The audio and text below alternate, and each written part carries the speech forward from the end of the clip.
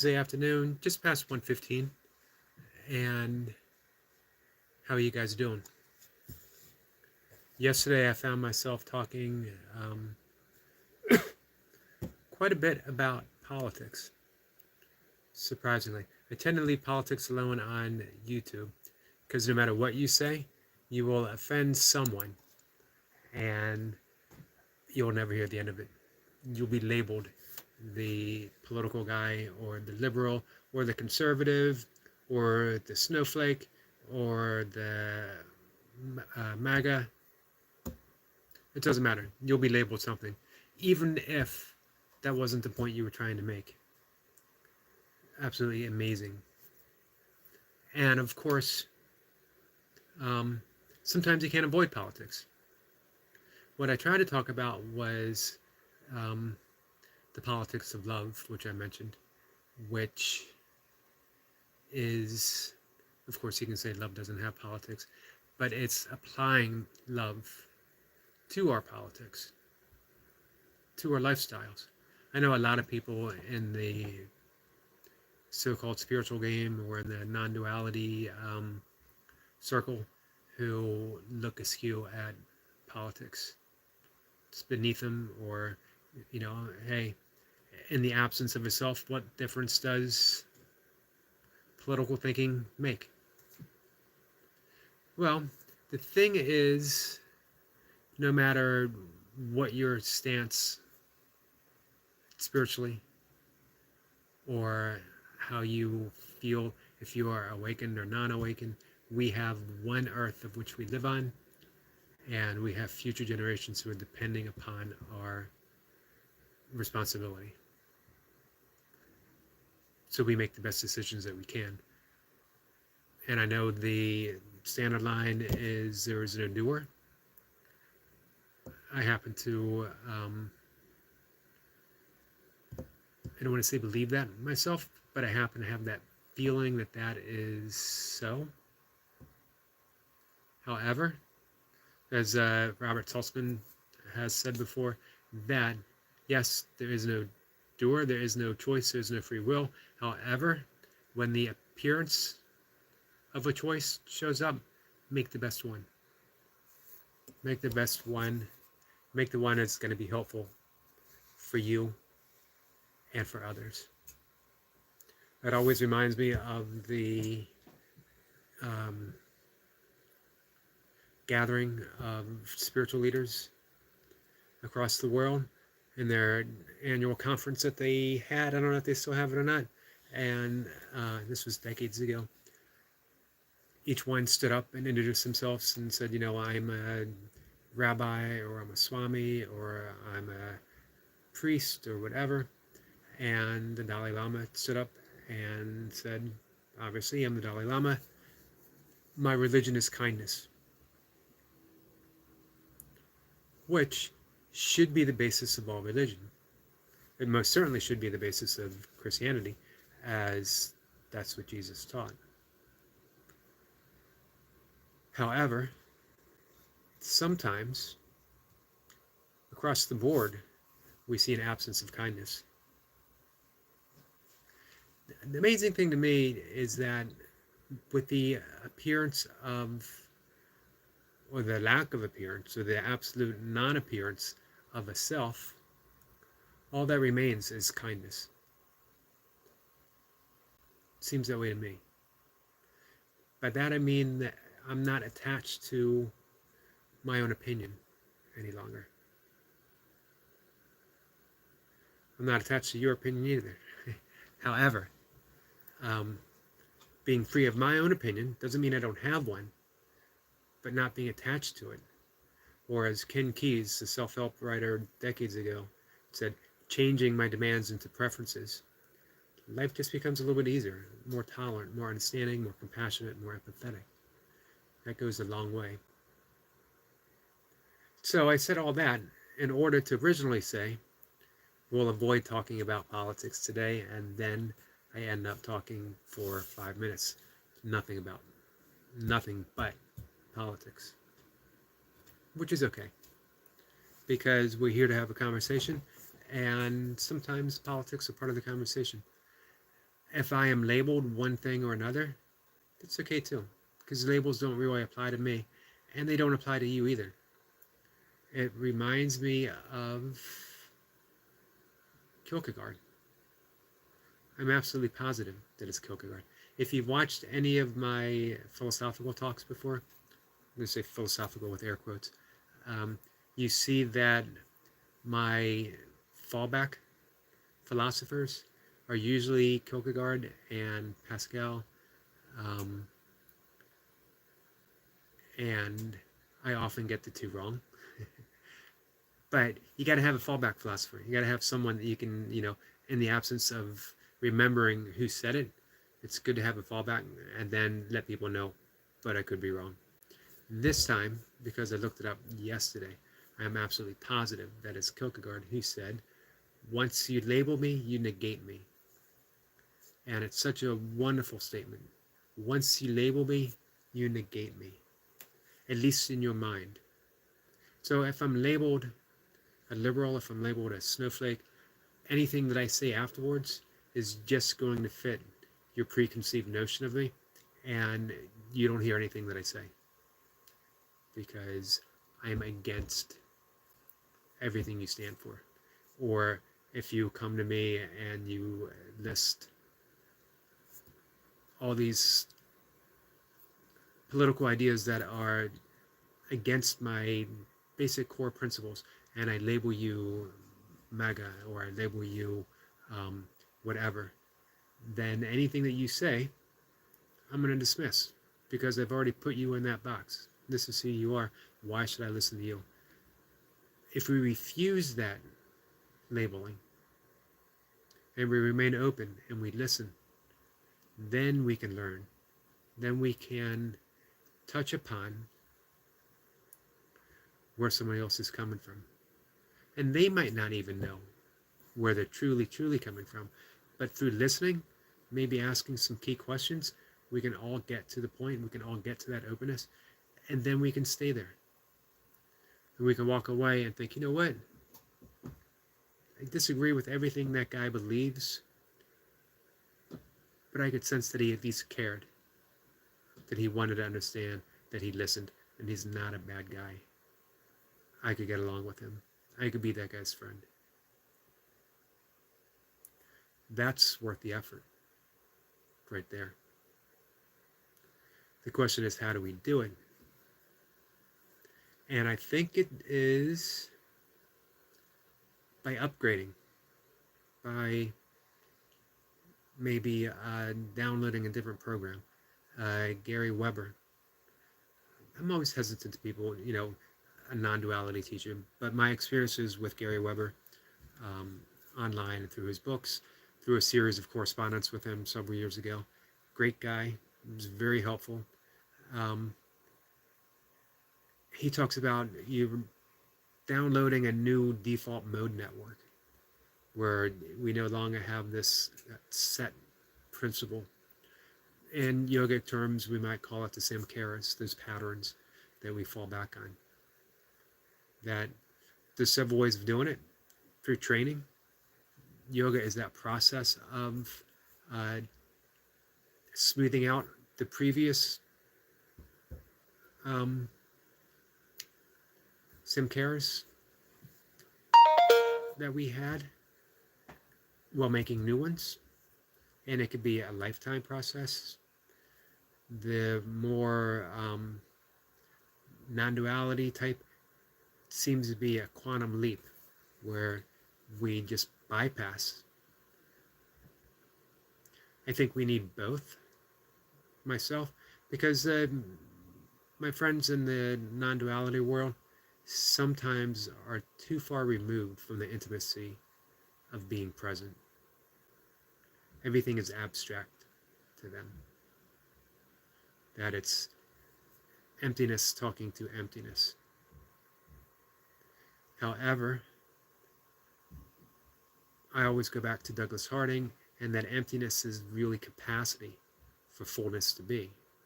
Emptiness and form being the same. Emptiness and beingness. Emptiness is being, being is emptiness.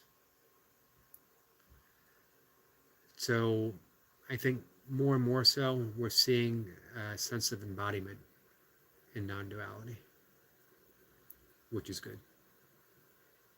Because then we can engage in the world again, with the world again.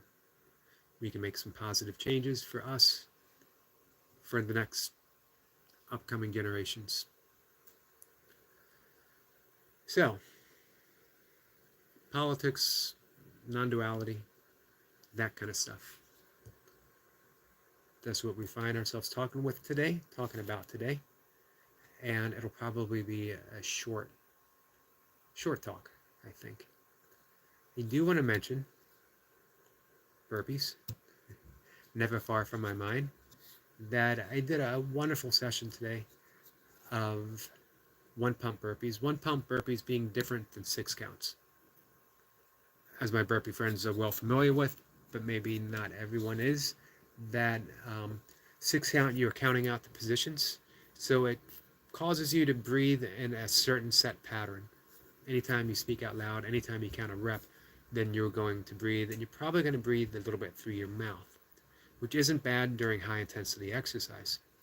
However, if you do 1 pumps, 1 pump being just a burpee movement with a push-up, and you're not counting the number, you're not counting the positions, has a more even flow to it, and I think it's generally accepted that it's easier.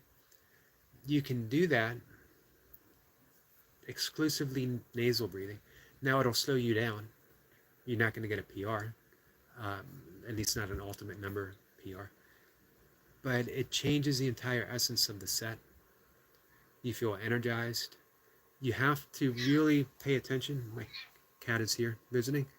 You have to really pay attention. You have to be mindful of the reps. Because if you find yourself going too fast, eventually you will hit an oxygen deficit and you will be forced to take a breath through your mouth, which again isn't bad. But here in this slow set, we want to do it where we're not breathing through the mouth. So that means we slow down. That means we might stop, recompose ourselves, and hit another rep. I don't know how many reps I got in 20 minutes, but I just felt incredible afterwards. Loose, fit, light, clear-headed, like I had a good workout, but at the same time, I felt rejuvenated. There's so many benefits from nasal breathing. We should be doing it the majority of the time. A lot of us don't. A lot of health issues are caused by improper breathing techniques, by mouth breathing. Remember, the mouth doesn't provide a filter for any of the debris, any of the bacteria, any of the microscopic stuff that's in the air. The nose does. So when we breathe through the nose, we are cleansing the air, purifying it. As well, that nasal breathing stimulates nitrous oxide, which is good for the heart, and it also helps carry energy to the cells. A lot of benefits to nasal breathing, but it's a practice. When I first became concerned about it, I taped my mouth shut at night, which is, if you ever read James Nestor's book on breathing, he mentions doing so to assure that you're breathing through your nose, and it takes some getting used to.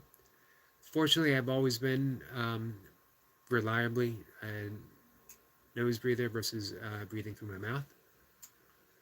Let's see, our friend Destiny is here. Destiny Forever Walks, PhD. Happy Wednesday. How are you doing? Your burpee workout this morning was awesome. Thank you. I appreciate that. It was, I really enjoyed doing it in that style, and it's going to be regular. Now, am I walking? Am I running? I do my best to breathe always through my nose, which means I might go, again, a little bit slower at times. That's okay. You really should only go as fast as your limiting factor.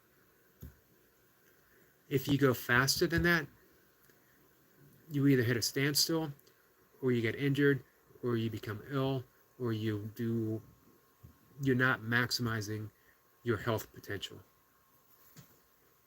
We can get away with things sometimes for quite some time, but not indefinitely. Sooner or later, we have dues to pay. And if we're not breathing correctly, we pay it with ill health. We pay it with sleep apnea, a host of other issues, panic attacks, anxiety disorders. So it's really good to concentrate on the basics. And sometimes that means moving slower, breathing mindfully, eating right. Funny, as kids, we generally ate right. And you know why? Because we had someone feeding us. When we began to do things on our own, the appearance of choices, we started making bad ones. Eating things we didn't necessarily need. We acquired a taste for them. Funny thing about our taste, we think that we're choosing certain foods. Food has been manufactured, which is a funny thing. No food should ever be manufactured. It should be grown. But food has been manufactured to have us, keep us addicted to it. Salt, fat, and sugar. Our taste buds are addicted to it, and we no longer give it thought. We're drawn towards it. And we think we're making a choice. We think we have the free will of, well, I want to eat this. No, you're driven. You're addicted to eating it. And again, that's not about being a vegan or even plant-based. It's just a simple fact that, there has been science applied to the manufacturing of food so that people will want to eat these certain things that in no way have been planned to be good for us.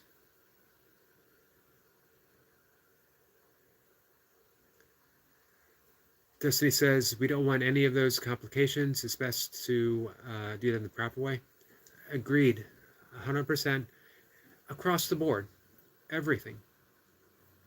The basics of meditation, the basics of breathing, the basics of eating, the basics of exercise.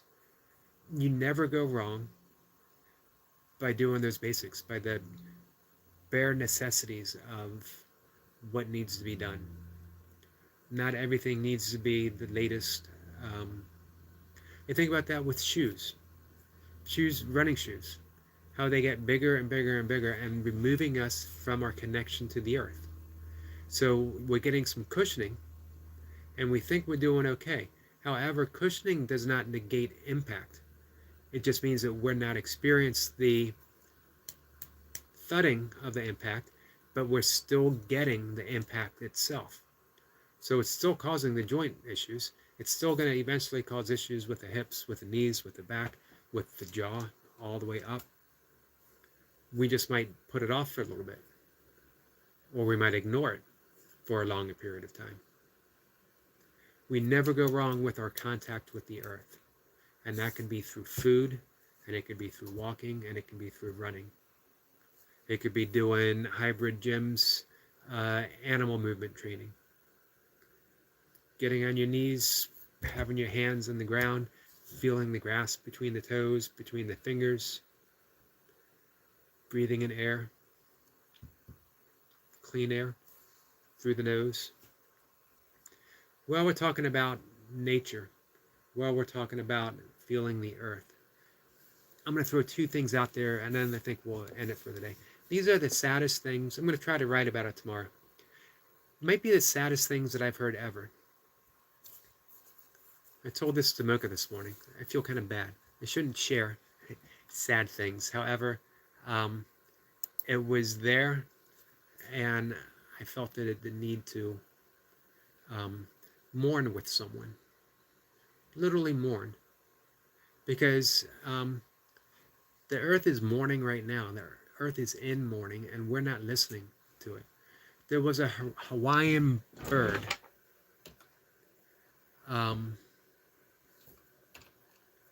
And I can't pronounce it, but I can spell it for you. Kauaʻi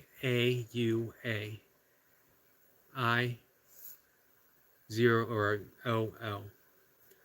And of course it's spelled in the Hawaiian with the I with the little curvy thingy at the top, and the dash over the O, the dash over the O. And it was a beautiful, beautiful tropical bird, and it became extinct. However, if you go on YouTube, and I know you go on YouTube because you're here now, you can get the last song ever of this beautiful bird. There was one left, and it would sing, and there was never a return call. It didn't stop the bird from singing, because that's what birds do. It didn't stop the bird. There was no hope. And I think that was the sad thing. Sometimes hope can sustain us. That if I keep singing, even though I don't hear a reply now, if I keep praying, even though I don't hear a reply now, eventually, maybe, I'll get a response. But there was no hope for this call, because birds are extremely intelligent, but they don't project into the future. There was only the expectation that it would hear a call back, and it never did. 2023, the bird was declared extinct. I think the last sighting was in 1985, 1987, and it was recorded, that song. And it's haunting. It's so beautiful. And there was a time when that same bird would make its call and hear a response. And no longer. We're facing an age of, they're calling it, the sixth great extinction. Every day there are species becoming extinct. There are plants, there are birds, there are insects, and everything. I was going to say we don't know the importance of these things, but we do, because everything interacts in a synergistic call and response. The world's not just a lesser place metaphysically through the loss of something. We don't know the final outcome for the loss of these things. Well, here's what I do know for certain. The loss of anything, the loss of a songbird, and the world is a sorrier place without it. The other thing, there's a flower, a bee pollinating flower, that through eons of evolution evolved to look like a female bee in order to draw certain male bees, pollinator bees, to its flower so that it will spread. Continuous cycle of life, how it works.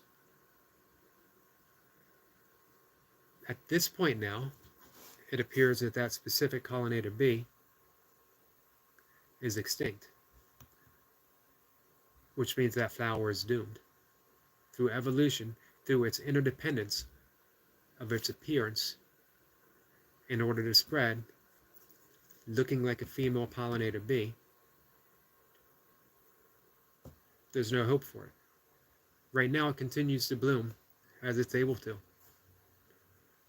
but the results are less and less and less. Eventually it won't bloom any longer, and again, we'll be a bit sorrier for it.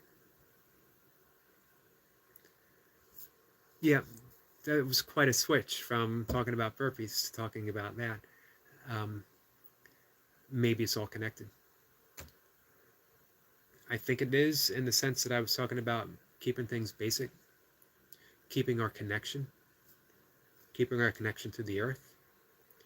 If you feel the earth beneath you, you are going to make wiser decisions. You're going to be a true steward. In truth, we never should have been the stewards of the world, stewards of nature, because we are nature. We're part of nature. It's not our responsibility.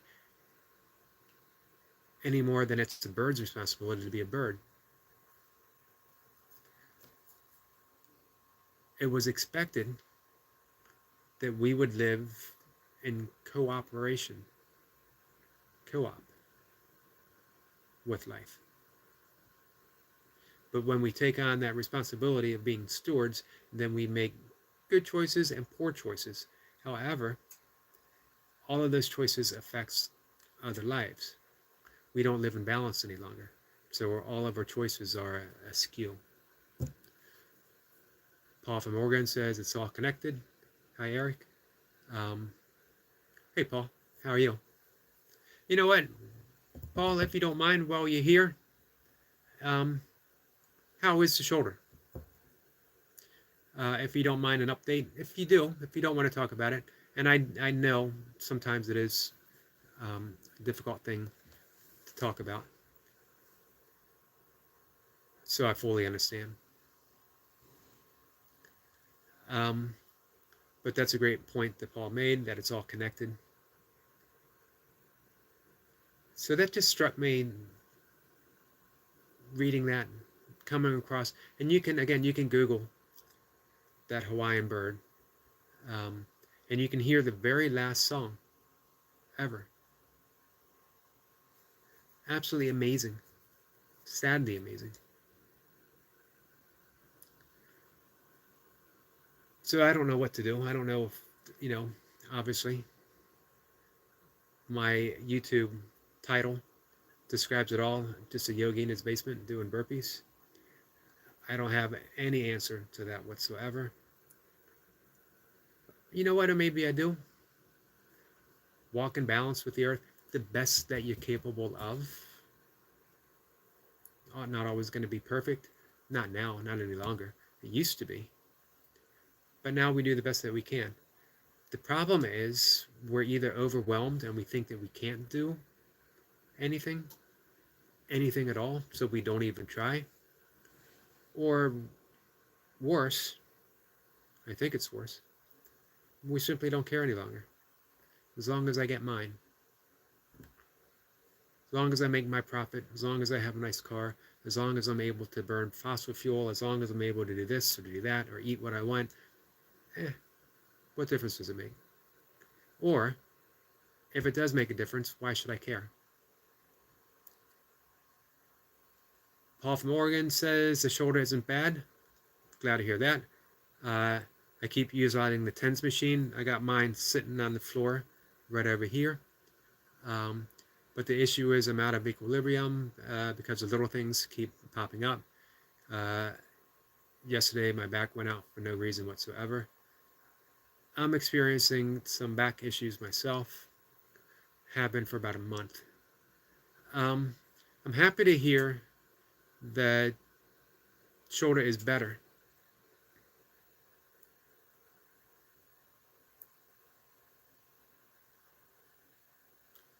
Paul says, so he knows that his balance is off. Muscles and my substructure are compensating for imbalances. I thought about that this morning, how it's most likely an issue in my back that is causing my own shoulder issue that I've had for decades, or it's the issue in the shoulders that is causing the back, and the occasional issue with my knee. Who knows what's first? The shoulder causing all those issues or the back causing all those issues? But I do know what you mean about the substructure being off.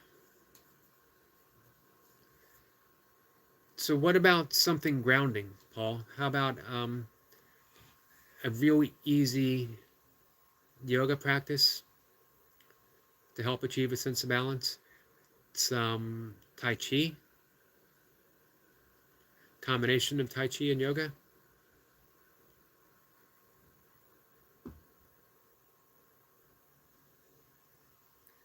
Paul says, once again, hey, it's all connected. Yes, it is. Which, you know what, in nature is beautiful. In our bodies, it kind of sucks. I just want a bad shoulder and not a bad shoulder and a bad back and a bad knee. Or I just want a bad knee and not a bad knee and a bad back and a bad shoulder. Just give me one thing to hurt at a time. And you know what? I could be happy with that. The late 50s, not the easiest time. Things are finally starting to catch up. I'm often told, you know what, if you ease up for a day, but man, everything comes rushing. Everything comes rushing forward when I take a day off. If I keep moving, I'm usually happy, I'm usually fine.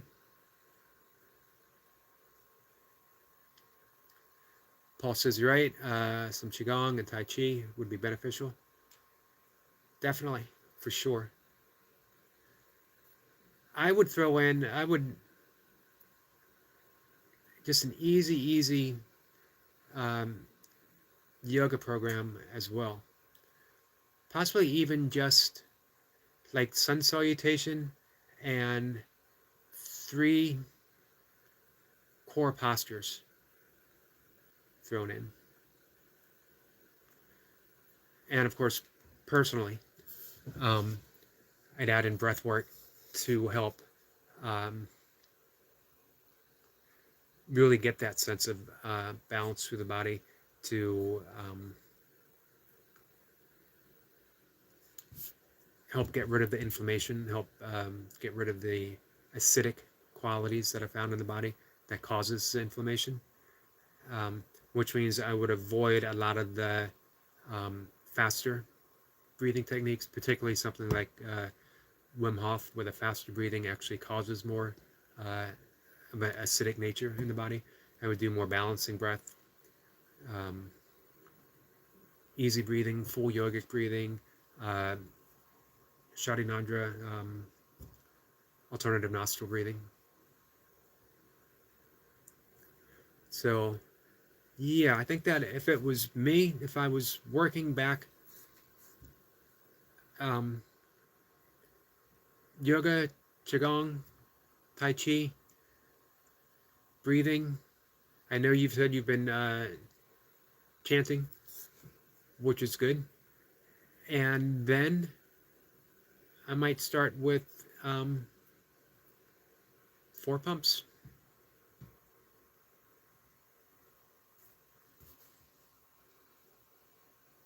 Some posing and continue chanting, definitely.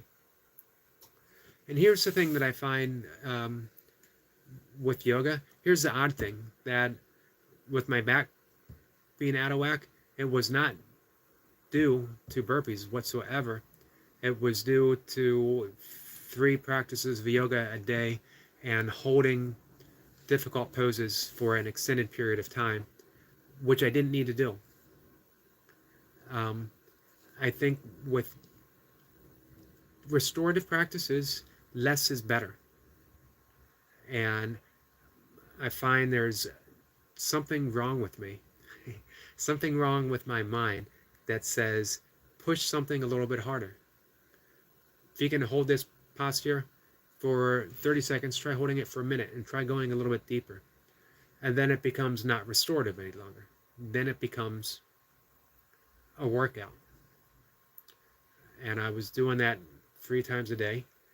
And by the time I realized that, hey, my restorative practices are being driven in the wrong direction. And driven is the key word, that it was ego driving me, go deeper into posture. Maybe not just ego. Sometimes sinking into posture just feels good until it doesn't. It's always better to keep in mind the original intent of why I was doing yoga, why I am doing yoga. And I've made those changes, and I feel better each day. Things seem to be working out better. And part of that was my burpee practice today, doing the exclusively nasal breathing, which forces you to slow things down. And then the burpee practice itself becomes restorative. It's not a acidic practice. I'm not breathing through my mouth, so my body's not producing the same amount of acid. as it would if I was breathing through my mouth. I'm not saying, especially during burpees, if you're going all out, take in air any way you can. If I could find a way during a high intensity burpee workout to take in air through every orifice of my body, I would be doing it. Mouth, nose, ears, and other parts. Belly button. But I can't. So, but reserve those times. This is my 6-count session. I want to see how many I can get in 20 minutes. So I'm going to breathe. I always start out doing nasal breathing, and then maybe 4 minutes in, I start mixing the two. And then it's almost exclusively taking some breath through my mouth towards the end. It's fine. But then you go back to nasal breathing. And then do some sets where you're just doing nasal breathing, which means you might only do 6 reps in a minute. What I found was I didn't even bother to count reps at all. And I knew if I heard myself counting, then I wasn't focusing on the breath. I wasn't focusing on the sensation of the breath coming in the nose and out through the nose.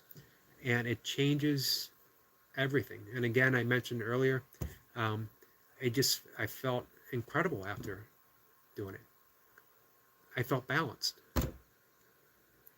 So Paul says the nasal breathing burpees idea is absolutely something I'm interested in trying. And the key is, don't approach it as a workout. Think of it as a practice. We don't see how many sun salutations we can get in 20 minutes. We don't see how fast we can do Qigong. Things are slowed down for a reason. We slow down to gain energy. We slow down to achieve that sense of balance. In truth, we're never balanced. We're always balancing. We're too dynamic to say something is balanced means that it is essentially static. We're never going to be static. We're continuously in motion. We are balancing. The key is to maintain that balancing, to not get stuck. And I think we're constantly pushing for those reps. We get stuck. We get stuck in that fight or flight pattern. And when you breathe through the nose, you're emphasizing the parasympathetic nervous state, and you're in that rest and digest mode, even as you're in motion, even as you're balancing. That was a big thing for me. So as I mentioned this morning, it's going to be a keeper in my routine to balance things out. So I have a 6-count session, however I want to do it, maybe fast and hard for 20 minutes, maybe a longer session for 30 minutes, whatever. And then I have my Navy SEAL session. There's no easy way to do Navy SEALs. You're either sucking air doing Navy SEALs or you're not doing Navy SEALs. And then I want to keep up with the supercharged Burpees Bandit because I like that 11 minutes. Destiny says that she has to be leaving now. Thanks for the discussion. You're welcome, and thank you. I'm actually going to be shutting things down in about a minute. So yeah, I enjoy the Burpees Bandit Supercharged routine. And then to balance things out, I'm going to do the 20-minute, sometimes maybe even 30 minutes of the nasal breathing burpees. Strictly 1 pumps. Again, if we're counting, we're going to end up breathing through the mouth. So we'll leave it at 1 pumps.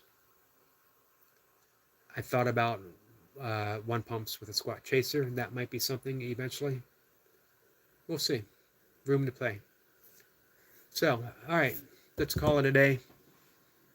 Paul, I appreciate you being here. Destiny, I always appreciate you being here as well.